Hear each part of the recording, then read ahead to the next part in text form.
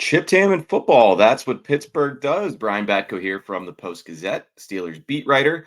Back in the saddle after a nice week off on vacation, far away from here, but I didn't even miss a game in the NFL season, unless, of course, you count the Pro Bowl skills competition. So I'd say a well-timed break by me. Today's guest on the show, Tre Tipton, former Pitt football wide receiver. Now he co-hosts the Christian Kuntz podcast with the Steelers long snapper, really bright, personable young guy, and we always look to find new voices on this show. So I look forward to discussing the Super Bowl with him, Steelers offseason, whatever else pops up. We are brought to you by Pella. There's no better place to get new windows and doors installed in your home than from Pella. They can help you save on your energy costs year-round. Schedule a free in-home consultation with your local Pella windows and doors to find the right product for your home and your budget. Give them a call at 866-593-1560 to discuss your project further. That's 866-593-1560 to get started on planning a new windows and doors installation with Pella Windows and Doors of Pittsburgh. Also, while we'll be giving you your daily helping of Steelers chatter here, I wanted to put it on your viewing/listening radar that we have a new Pirates only YouTube channel you should check out and hopefully subscribe to. It's not hard to find, but the name of it is at PG Pirates. Tell them I sent you. Now let's talk some ball with Tre Tipton on this week's show.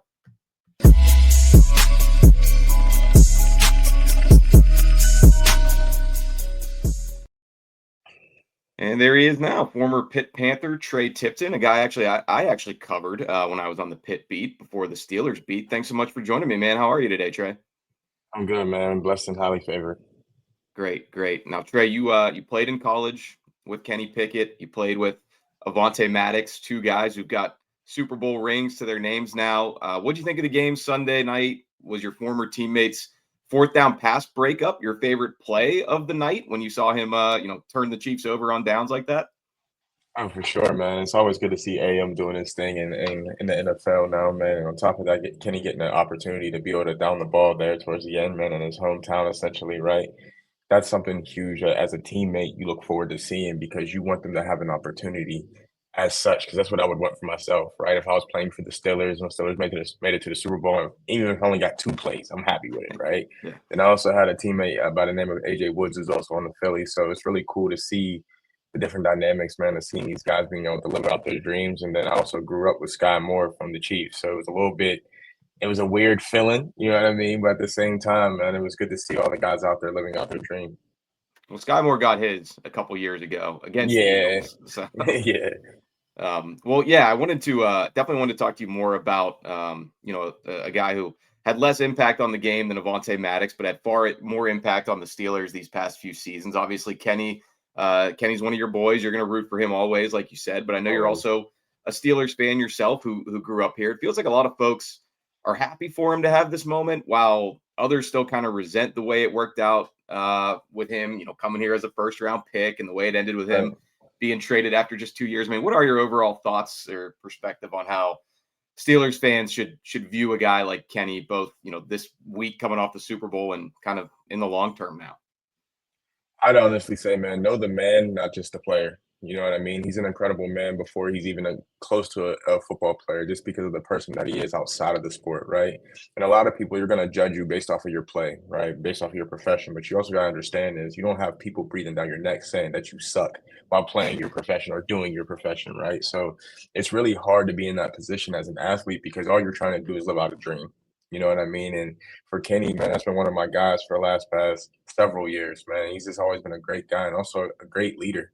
You know what I mean? And I know some people are bitter about him leaving, but at the same time, and when it comes to business and the sport, it's a different ball game. A lot of people watch the sport just looking at it from the perspective of the sport, right? Instead of looking at the perspective of the business that it is, because the sport is a business. At the end of the day, it's a multi-billion-dollar business. So with that said, man, you got to give respect to how things are moving. Now, I'm sure both parties had their reasons for going their separate ways, but at the end of the day, man, everybody's where they're supposed to be. And Kenny had an opportunity to win a Super Bowl, and the Steelers had a great season regardless. So, like, at the end of the day, man, everybody's where they're supposed to be and where God intended.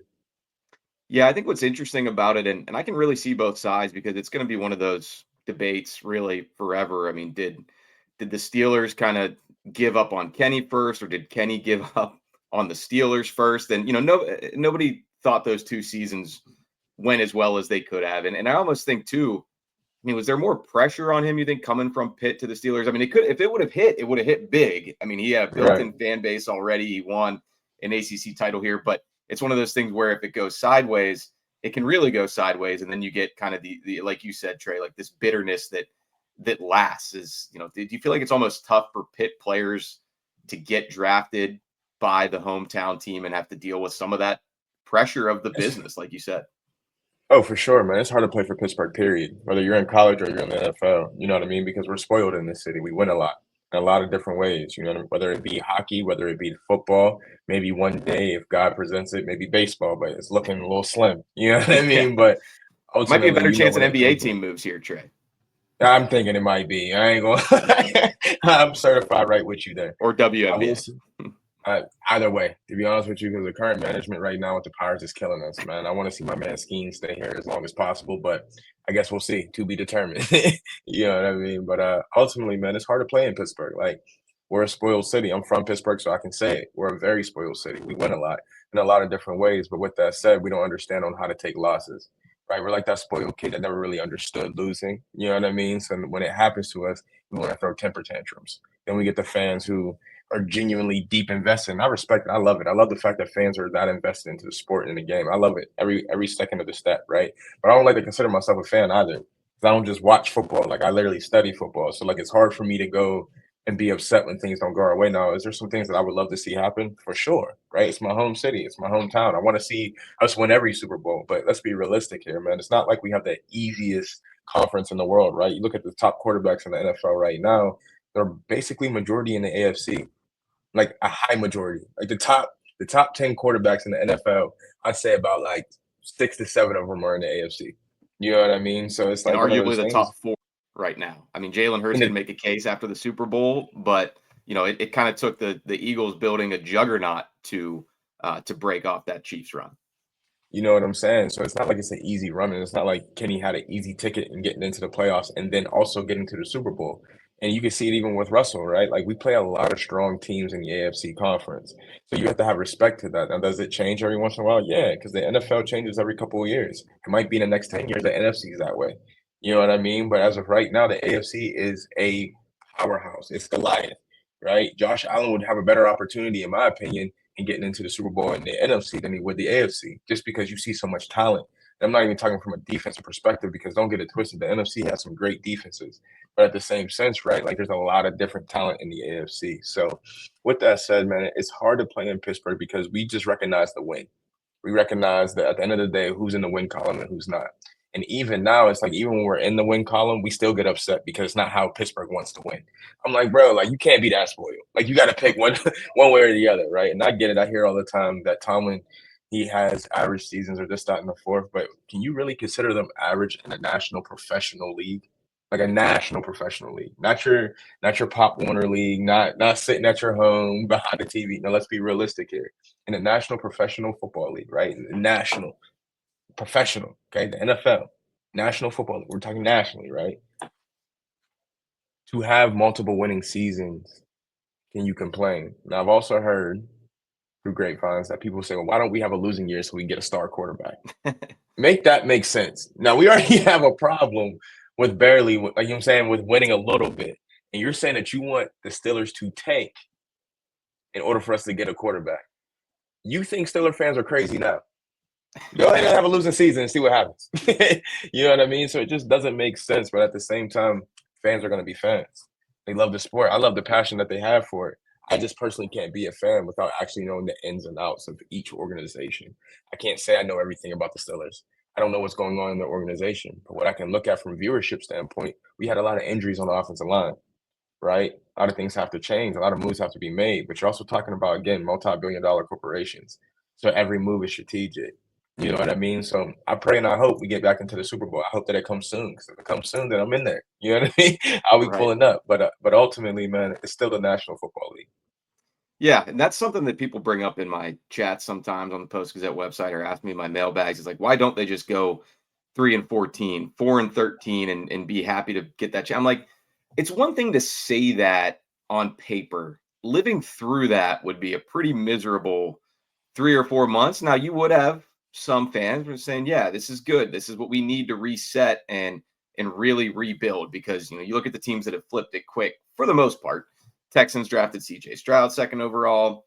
Commanders drafted Jaden Daniels 2nd overall. You're right, Trey. Maybe in 5 to 10 years, we'll be talking about how the NFC has all the QBs with Jaden Daniels and Michael Penix and maybe Cam Ward's with the Giants or something like that. So you never know. Right. But yeah, right now, some of the AFC teams, though, have done that, like the Bengals. They tanked real hard. I remember sitting in the press box at Cincinnati's stadium, and I think the Steelers were whooping up on them that day. And across the way, there was someone up in the top 500 section with a sign that just said pray for Joe or something. So that was the season before. So they were already just committed to that. But then you look at teams like the Chiefs and the Bills, who they didn't bottom out. They traded up. They evaluated a guy, targeted him, believed in him, were convicted, made the move. So, I mean, I can see, and even the Eagles, Jalen Hurts, will throw him in there, 2nd round pick, great move by them.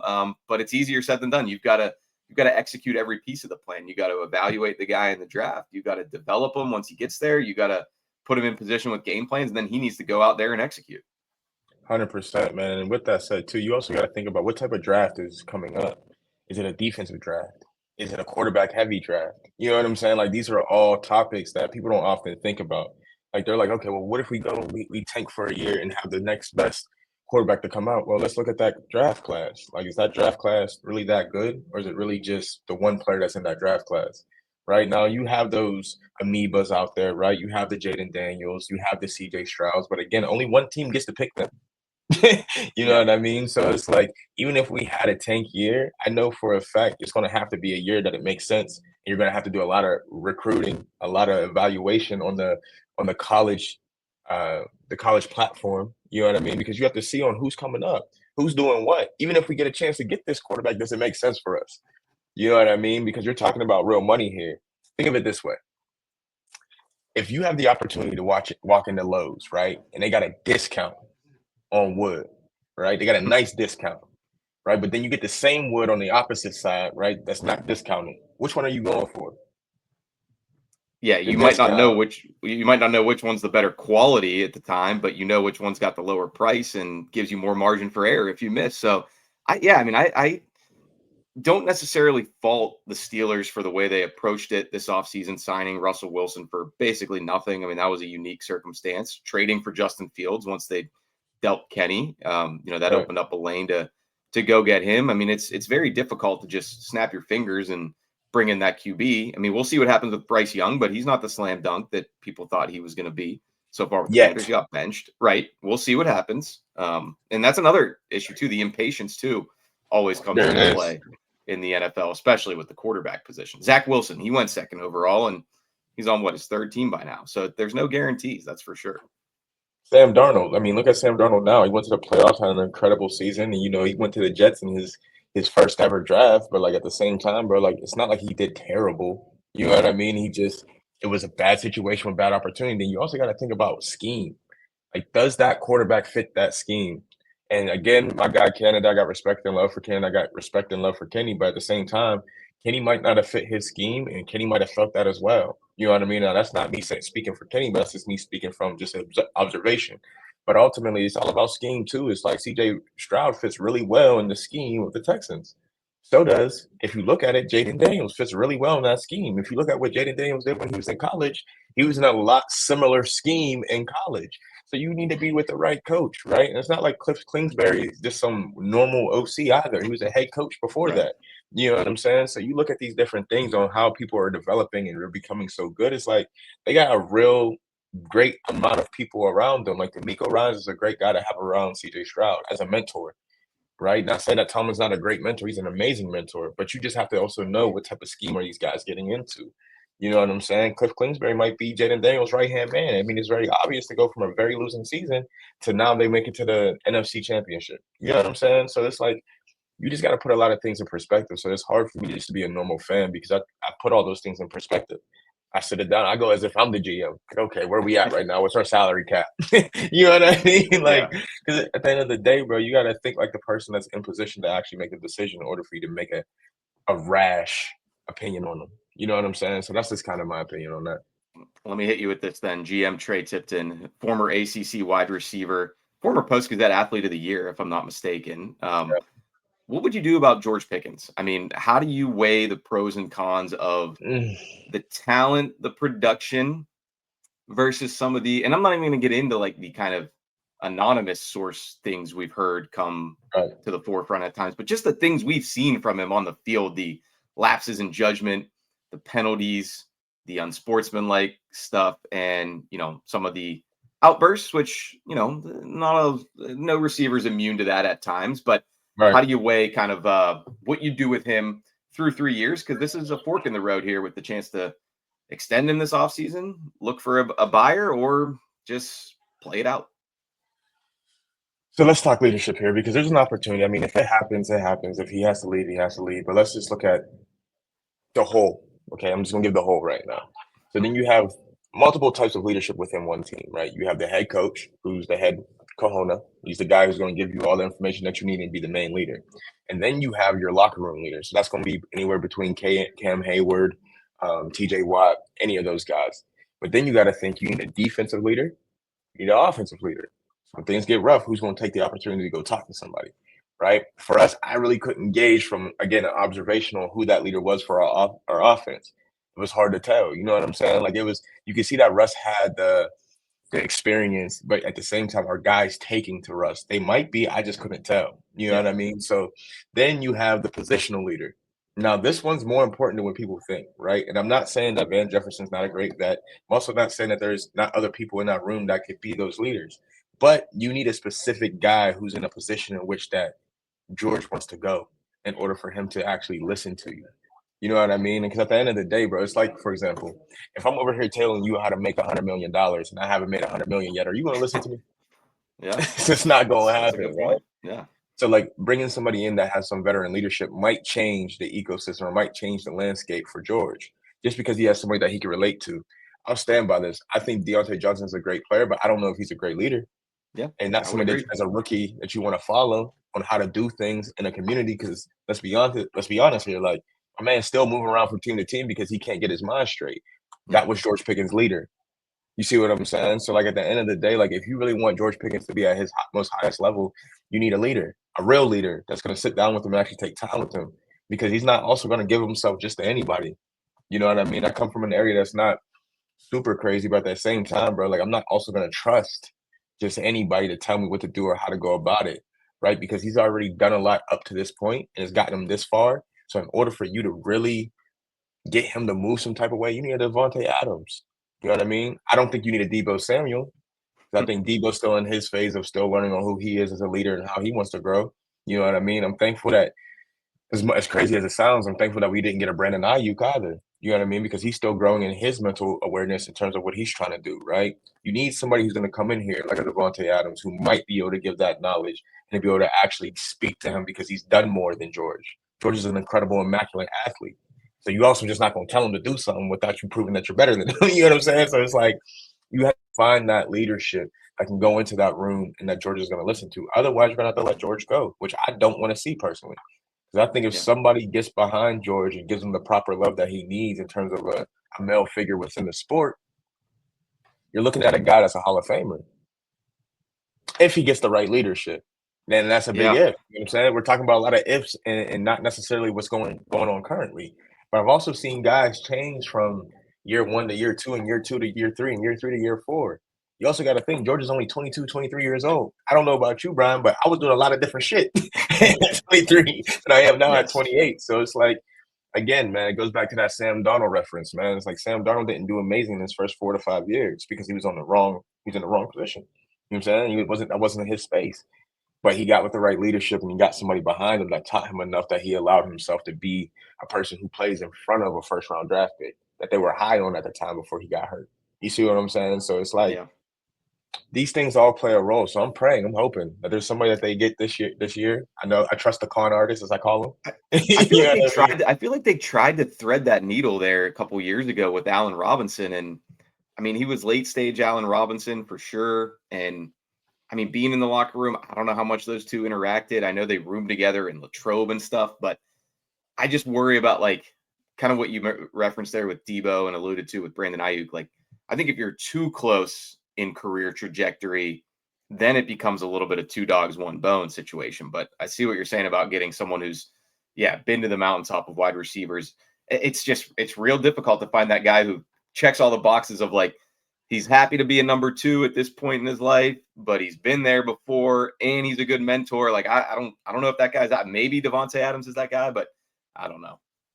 And I'm right with you, man. I don't know if that guy's currently out there either. You know what I mean? And it's unfortunate. You pray that there is somebody out there that can speak life into the kid. You know what I'm saying? Again, I know George went through passing and having the ability to play with him for a little bit when I was at the rookie mini camp. But more than that, my man, like I don't know George from left. You know what I'm saying? But I do hope that somebody does get into his corner. And if he allows a guy like me to get in his corner just to speak life to him, I'd be greatly grateful for it. But at the same time, man, I just hope the best for him, man. I'm praying for him and his family that he sees on who he really is, Brooks. I think he's an amazing talent. I think that if he gets with the right mentor, man, he's going to show everybody who he really is. I think a lot of people are definitely misguided about who he is, right? And I think also, too, a lot of people sleep on Calvin Austin. You know what I mean? Like, don't sleep on this kid because he was hurt in his rookie year and he really just had his real breakout year. And it still wasn't where he's really looking for it to be, in my personal opinion. You know what I'm saying? So there's some guys coming up and coming through. My fear is now, though, there's this decision that they got to make. Do you draft a rookie or do you go get a vet? In my opinion, if you could do both, if you could draft I can't even say his name, in the Mekabuka, or I don't even know how Yeah. you say it. Yeah, I think It's you really got hard it. to say. But if you can draft him, I think he's a really good receiver in terms of route running and catching the ball. I think that he brings a presence of discipline and maturity that could also help out in a lot of different ways in that room. And I mean, then you get talk the about selfless. He's possibility, already been behind Jeremiah Smith and Marvin Harrison in his career, and and he didn't and he's kept transfer. his mouth. Yeah, He kept his mouth absolutely. quiet. He stayed with it. You know what I mean? So I think if you get a guy like him and possibly try to get a vet in free agency that can really control the room and let these guys be young, but also be understanding, because that's what you got to understand too, is you can't bring somebody in there who's going to try to put the foot down expecting everybody to make a change because you just entered the building. It ain't going to work like that. You know what I'm saying? Like, I've learned this just through leadership and being in the current space that I am, man. You're a level one leader to everybody who's new in your life. There's different levels to this, right? A level two is more so like a guy who's learning about leadership. Level three is a good leader, but he can't teach anybody else how to be a leader, right? A level four is a guy who's a good leader, but he still needs a little bit of work. Now that level five is a real level five. That person turns other leaders into leaders. And that's the thing right now. I don't know if they have that inside that wide receiver room just yet. I know there might be some people working on it, talking about it, but I just don't know if they have that yet.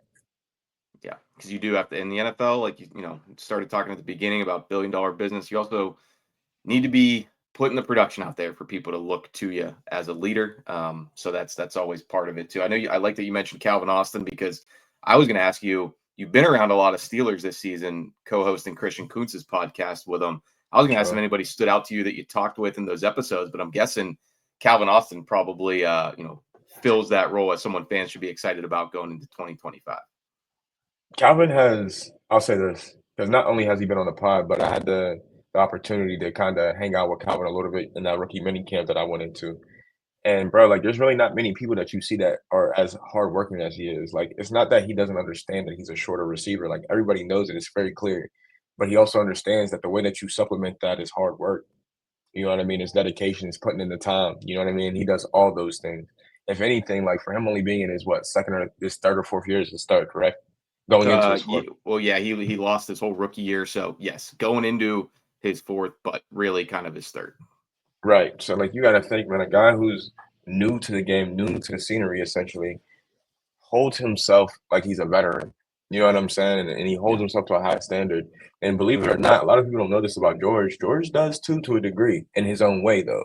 You know what I mean? Like he still has some things he has to clean up, but he's pretty disciplined on certain things as far as scoring touchdowns during practice, trying to make big plays during practice. He knows that making the plays in practice are going to lead to making the plays in the game, right? So there's different disciplines. It's just he just needs that big brother love. But back to Calvin, man, I think that Calvin's legitimately going to surprise a lot of people in year four. I really do. I think a lot of people are not ready for what he's bringing to the table. All right, I'm gonna get you out of here on this, Trey. I know you also host the Oakland Originals podcast through Pitt's For sure. NIL Collective. You had a lot of those guys on as guests, and you're still very plugged in at your alma mater. Give me one Pitt Panther coming out in the draft this year that you would bet big on having a good career as a pro. Ooh, bet big on. Bet big on. Ooh, this is a tough question. because we had a lot of young guys this year, but I'm going to say Brandon George is one of the guys that you should bet big on because he's a special teams guy as well as he's going to go in there and do what he needs to do to get behind at least number 2, right? Like, I can see him going anywhere between like 3rd to 7th and even possibly not drafted. Now, don't take disrespect to that because if you're not drafted, doesn't mean that you don't get opportunity. Jalen Warren was also not drafted, and his opportunity has been marvelous. You know what I'm saying? So, like, and I've had an opportunity to be around him as well. So it's really one of those things where I feel like if he just gets on the team and they allow him to be Brandon George because he's a smart player, 1, right? 2, he's going to go down there and hit somebody. He's not pulling up for nobody. If you know anything about defense and you know anything about Pat Narduzzi's defense, ain't none of them soft. You know what I'm saying? Yeah. I think Donovan's going to be really well in the league as well because they both play special teams. And the one thing about the NFL that I learned in my short stint was it's not so much about being the guy. You know what I mean? Like, look at DeMar. DeMar didn't really get a chance until his 5th year now. You know what I mean? Because, like, you have to be able to play special teams. You got to make a way for yourself. I say those 2 guys as names because, like, and Konate Muffield. I think Konate's one. You got to give a receiver. Well. Yeah, you got to give a receiver some love, of course. Yeah, I couldn't run away from that, man. My boy Konate, he's a really good route runner, and on top of that, he hasn't had a chance to really showcase his best ability either. So those 3, in my opinion, Donovan, Brandon George, and Konate, they have a lot to show and a lot to offer.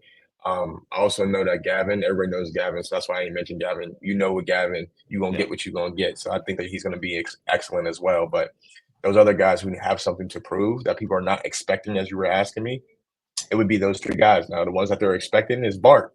You know what I mean? We know what Gavin about to come with. Yeah.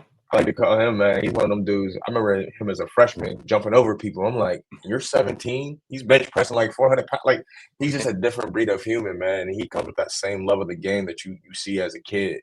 You know what I mean? Small town kid, also somebody who genuinely wants to put in the time and put in the effort. But the guy that everybody's expecting, I'd say, is Gavin. The guys that they're not expecting is definitely Donovan, Brandon, and my boy Konate. Man, I think those guys are going to show up in the NFL in the next couple of years. Might not be in the first year, but in the next 2 to 3, maybe even 4, you'll start hearing those names pop up. Yeah, I was going to say Konate Mumfield myself. Or Ben Sauls. Kicking footballs through uprights does translate from the college game to the NFL game. Again, you said not expected. Expected. Right, I know when it's time to call somebody, you call Sauls. That's all I got to say. You do call Ben Sauls. Well, hey, Tre Tipton, really appreciate it, man. Anything you want to plug for people to listen to on your end before I pop you off here? For sure, man. If you haven't heard it here, man, hear it again, man. Follow Oakland Originals as well as the Christian Coons podcast. You will see my face in one of those 2 spaces. And if you haven't done it yet, just watch an episode, man. I think it's one of the coolest things to be a part of. And on top of that, man, Christian's a funny guy. And he's very funny. Legitimately funny. Bro, legitimately funny, man. He's with a bunch of goons who also try to be a little funny themselves. You know what I mean? So do yourself a favor, like, share, comment, subscribe, all the above to the Christian Coons podcast and also to the Oakland Originals podcast powered by Alliance 412. And if you can, man, give me a follow. You know what I mean? I need the followers. I'm trying to build something here as well, man. So follow me at TreTip06. I appreciate y'all. Gotcha. Well, thanks so much, Tre, for hopping on the Post-Gazette podcast with me. And I'll definitely tag you in this so people will know where to hear more from you. Appreciate you coming on, man. Appreciate you for having me. Yep. See you, Tre. All right. There he goes. Tre Tipton, former Pitt football wide receiver, Apollo Ridge High School standout here in Western Pennsylvania. Like he said, a lot of places you can find him. Quick word from another sponsor here as we sign off. If you were diagnosed with mesothelioma or lung cancer, call your local attorneys at Goldberg, Persky, and White. For more than 40 years, their firm has represented thousands of lung cancer and mesothelioma victims. Call 1-800-COMPLEX or visit gpwlaw.com for a free consultation. And lastly, another reminder about our new All Pirates All the Time centric show with intrepid reporters Noah Hiles and Andrew Destin. Now in Bradenton, they're live streaming tonight from there at 7 p.m. Check them out. I will see you all soon on the North Shore Drive, my mailbag, somewhere in between. I'm Brian Batko. Have a good one.